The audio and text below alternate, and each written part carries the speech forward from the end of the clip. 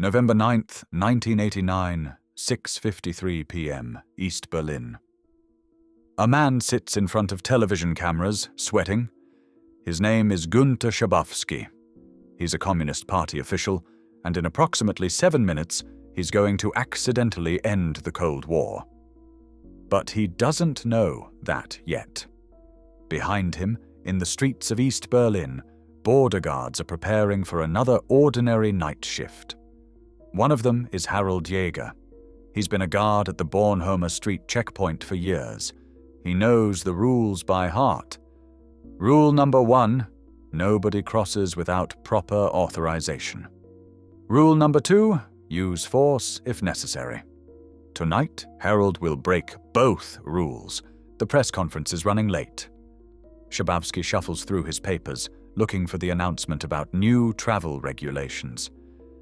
He hasn't read them carefully. Nobody told him when they take effect.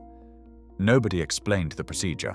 A reporter asks, "When does this come into force?"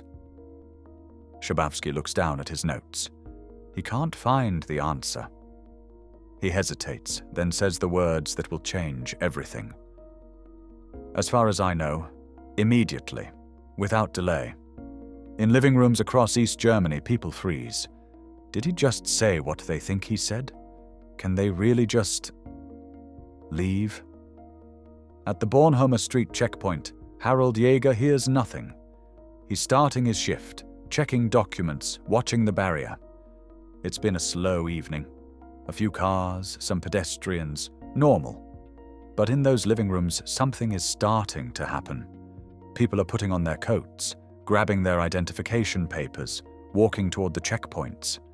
They're coming to test if Schabowski meant what he said. And they're coming to Harald's checkpoint first. Chapter 2. The first arrivals, 2 to 4:30. 7:30 p.m. Bornholmer Street. Harald notices the first unusual thing. A couple approaches the checkpoint. Young. Nervous. They present their papers. "We'd like to cross," the man says. Harald looks at the documents. They're regular East German IDs. No exit visa, no approval stamp, nothing that would allow them to pass. "You don't have authorization," Harald says. It's the answer he's given 1,000 times before. "But we heard on television," the woman says. "They said we could go." Harald has no idea what she's talking about. He hasn't seen the press conference. Nobody has called him with new instructions. "I need to see proper authorization," he repeats. The couple doesn't leave. They stand there, in front of the barrier, waiting. Then more people arrive. 5, 10, 20. By 8 p.m., there are several dozen people crowding around the checkpoint. They're all saying the same thing. They heard it on TV. The wall is open. They want to cross. Harald calls his superior officer.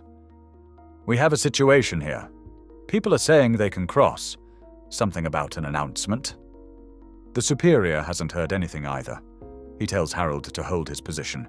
Let nobody through without proper papers. But the crowd is growing. 50 people. 100.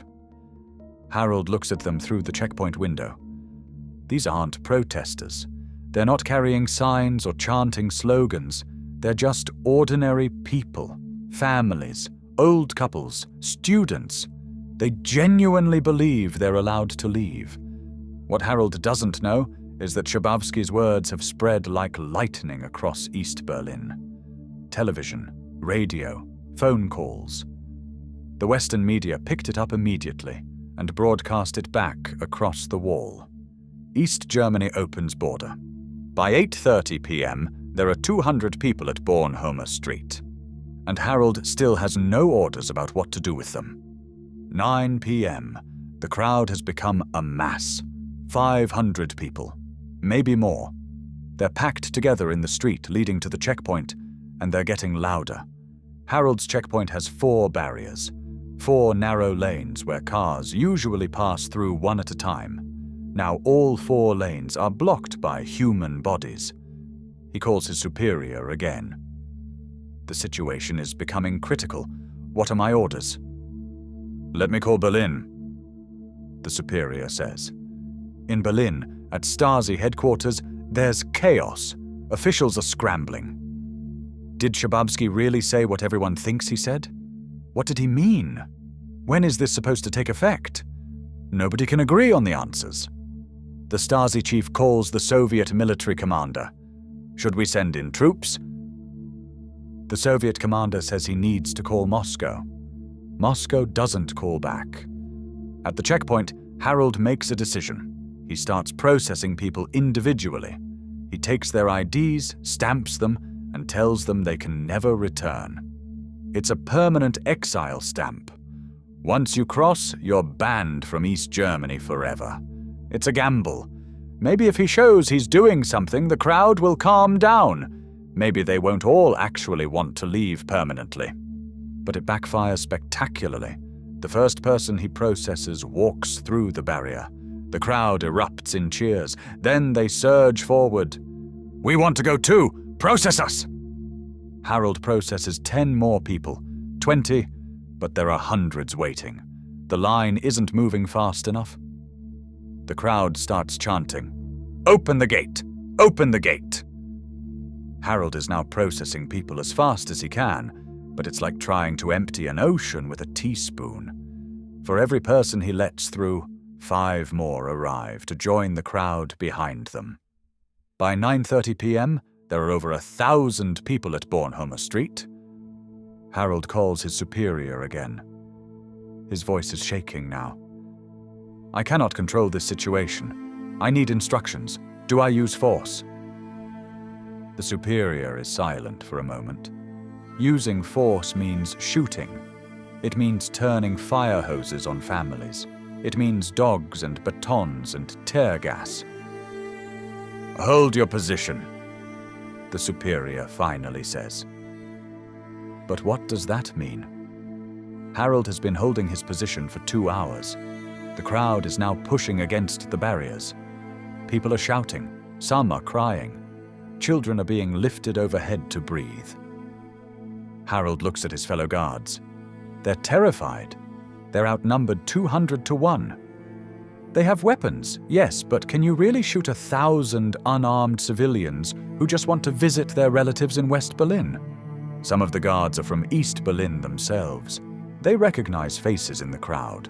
A former schoolmate, a neighbor, someone's aunt. One guard whispers to Harald, "What are we going to do?" Harald doesn't answer because he doesn't know. Then at 10:30 p.m., something shifts in the crowd. The chanting changes. Before, people were asking, pleading, "Let us through, we just want to see the West." Now they're demanding, "The wall is open, you have no authority to stop us." Someone in the crowd picks up a rock. Harald sees it. He reaches for his radio. This is the moment. This is when everything could turn violent. 30 years of Cold War tension compressed into this one checkpoint, this one moment. But the person doesn't throw the rock. They set it down. Someone else starts singing. It's a song Harald recognizes from the protests that have been happening across East Germany for the past few months. "We are the people." The whole crowd joins in. Harald looks at his watch. 10:45 p.m. He's been on duty for 4 hours. There are now over 2,000 people at his checkpoint. The crowd stretches back into East Berlin as far as he can see. His phone rings. It's his superior officer. "I spoke to Berlin," the superior says. They say to maintain control of the situation. "How?" Harald asks. It's the first time he's questioned an order directly. Silence on the line. They say, "Use your judgment." The superior finally answers, "Use your judgment." After 40 years of East Germany, where guards were never supposed to use judgment, where every decision came from above, where independent thinking was dangerous, suddenly they're telling him to use his judgment. Harald hangs up. He looks at his fellow guards, then he looks at the crowd. He thinks about his training. He was taught that West Germany was the enemy, that people who wanted to leave were traitors, that the wall protected East Germany from Western imperialism. But looking at this crowd, he doesn't see traitors. He sees his neighbors. He sees himself. What would happen if he opened the gates? The East German government would probably fall. The system he'd served for 20 years would collapse. What would happen if he didn't open the gates? He'd be ordering his men to shoot women and children in the street. And the world was watching. There were journalists in the crowd now, cameras. The whole world would see East German guards massacring civilians. Harald realizes something in this moment. The wall isn't being held up by concrete and barbed wire. It's being held up by men like him, following orders. And if he stops following those orders, what happens? At 11 p.m., Harald makes his decision. He walks to the main barrier. He doesn't announce anything.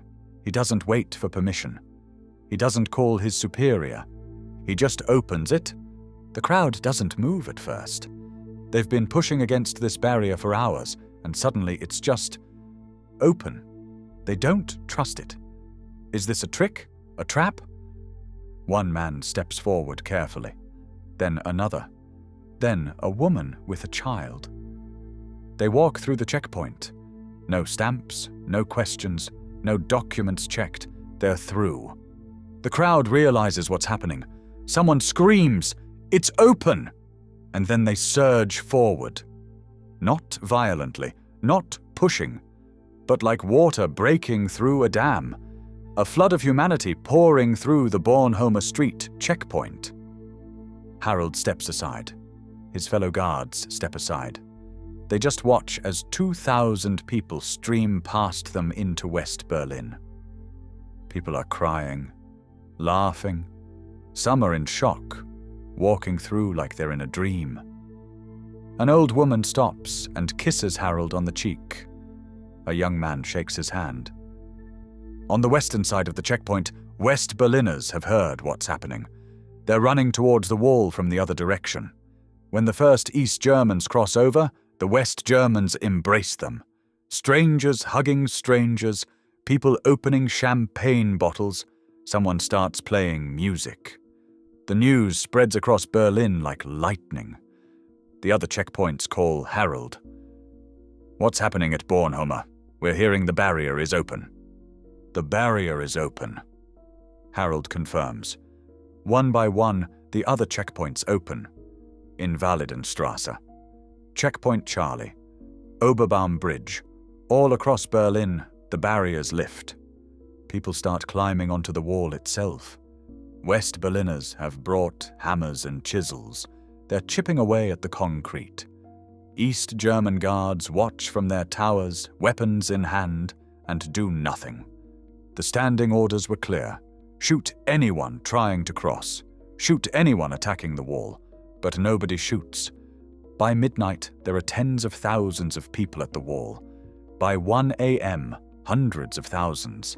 They're dancing on top of it, spraying champagne, hugging guards, taking pieces of concrete as souvenirs. Harald remains at his checkpoint. He's still on duty technically, but there's nothing to check anymore. The border has ceased to exist. A journalist approaches him around 2 a.m. "Why did you open the gate?" The journalist asks. Harald thinks for a moment. He could say he was following orders. He could claim he knew this was government policy. He could take credit for a bold decision. Instead, he says, "There were too many people. I couldn't hold them back anymore." It's the truth, but it's not the whole truth. Because Harald could have tried to hold them back. He had weapons. He had authority.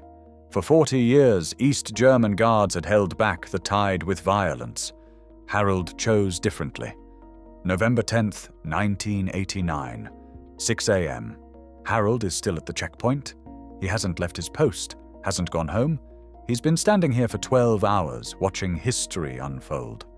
The flood has slowed to a trickle now. Most of the people who wanted to cross have crossed.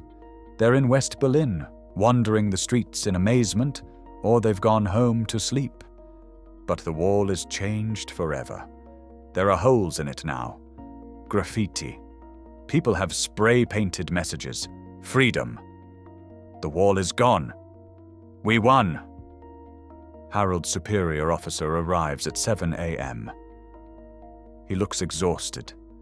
You opened the gate. The officer says, It's not a question. Yes, Harald says, without orders. I had no orders. The officer nods. He doesn't arrest Harald, doesn't reprimand him, just nods. The government fell at 3 a.m. The officer says, Emergency session. They're saying Schabowski's announcement was unauthorized, that it was all a mistake. A mistake, Harald repeats. A mistake that ended the German Democratic Republic. They stand there in silence, looking at the open barrier, the wall covered in graffiti, the pieces of concrete scattered on the ground. What happens now? Harald asks. The officer shrugs. I don't know. Nobody knows. Over the next days and weeks, Harald will watch as East Germany dissolves. The Stasi will be disbanded. The Communist Party will lose power. The wall will come down piece by piece. Harald will be interviewed by journalists from around the world. Some will call him a hero. Others will say he was just a functionary who happened to be in the right place at the right time. The East German government will eventually try to court-martial him for dereliction of duty. The proceedings will be dropped when Germany reunifies. Harald will never again work as a border guard. The borders he spent 20 years protecting no longer exist. November 10th, 1989, noon. Harald finally goes home. His wife is awake, watching the news. The television shows footage from last night. Thousands of people streaming through checkpoints. People dancing on the wall, champagne corks popping. That's you, his wife says, pointing at the screen. The cameras caught Harald opening the barrier. Yes, he says. You could have been killed, she says, if they'd given the order to shoot. They didn't give any order, Harald says. That was the problem. His wife doesn't understand, and Harald isn't sure he can explain it. For 40 years, East Germany ran on orders. Every guard, every official, every citizen knew their role. The system worked because everyone followed the rules. But on November 9th, there were no rules. Schabowski made an announcement nobody authorized. Berlin gave no clear instructions. Harald's superior told him to use his judgment. And in that vacuum, the wall fell. Historians will debate for decades what really ended the Cold War. Was it Reagan's arms race, Gorbachev's reforms, the economic failures of communism, the protests across Eastern Europe? But in Berlin on November 9th, it came down to a simple question. Would one guard pull the trigger? Harald could have ordered his men to fire. They would have followed the order. They were trained to follow orders. The crowd would have scattered. The wall would have held for another year, maybe longer. Instead, Harald opened a gate. It wasn't a philosophical decision. It wasn't political. It was practical. There were too many people. He couldn't hold them back. And somewhere in his mind, Harald had done the calculation. What's worth protecting? A concrete wall, a political system, or the lives of 2,000 civilians? He chose the civilians. By the afternoon of November 10th, over 2 million East Germans have crossed into West Berlin. They'll explore the western side, marvel at the department stores, return home that evening. The border is porous now. East Germany can't put this genie back in the bottle. Within 11 months, Germany will reunify. The German Democratic Republic will cease to exist. The Cold War will be over. All because a guard at a checkpoint made a choice in a moment of chaos. The Berlin Wall stood for 28 years, 2 months, and 26 days. In that time, at least 140 people were killed trying to cross it. Shot by guards, killed by landmines, drowned in canals. The youngest victim was 10 months old. The oldest was 80. The guards who pulled those triggers were following orders. They were doing their duty. They were protecting the border. Harald Jäger was also following orders for most of his career. He checked papers. He turned people away. He did his duty. But on November 9th, Harald faced a choice between his orders and his conscience. The system told him to hold the line at any cost. His conscience told him that no wall was worth killing for. He chose conscience. In the weeks after the wall fell, journalists from around the world descended on Berlin. They interviewed the protesters who had marched in the streets, the politicians who had negotiated, the dissidents who had challenged the regime. But fewer people interviewed the guards, the men who had stood at the wall for decades, enforcing an unjust system, and then one day decided to step aside. Harald gave a few interviews. He was uncomfortable with the attention. He didn't see himself as a hero. "I just opened a gate," he told one journalist. "You opened more than a gate," the journalist said. "You opened history." But Harald never accepted that framing, because if one guard opening one gate could end the Cold War, then what does that say about the Cold War? What does it say about all those years of tension and terror and nuclear standoff? It says it was always fragile. It says it depended on ordinary people making choices every day to sustain it. Guards following orders, officials enforcing rules, citizens accepting restrictions. And it says that when enough ordinary people stop making those choices, systems collapse. East Germany didn't fall because of economic pressure or military defeat. It fell because people stopped believing in it. And once they stopped believing, all the concrete and barbed wire in the world couldn't hold it together. November 9th changed the world. But it also raised a question that still haunts us today. How many other walls are held up not by concrete, but by the choice of ordinary people to enforce them? How many systems of injustice continue because the people with power choose to follow orders rather than their conscience? Harald Jäger wasn't a dissident. He wasn't a revolutionary. He was a functionary in an authoritarian regime. For 20 years, he did his job without questioning it. But when the moment came, he made a different choice. The question is, why? What changed in that moment? Harald has said it was practical. The crowd was too large. He couldn't control the situation. Better to open the gate than to have a massacre. But other guards at other times made different calculations. In 1961, when the wall went up, guards shot people trying to escape. In 1989, Chinese soldiers drove tanks into Tiananmen Square. Throughout history, authorities have chosen violence over surrender. Harald chose differently. Maybe it was because he saw the cameras. The world was watching.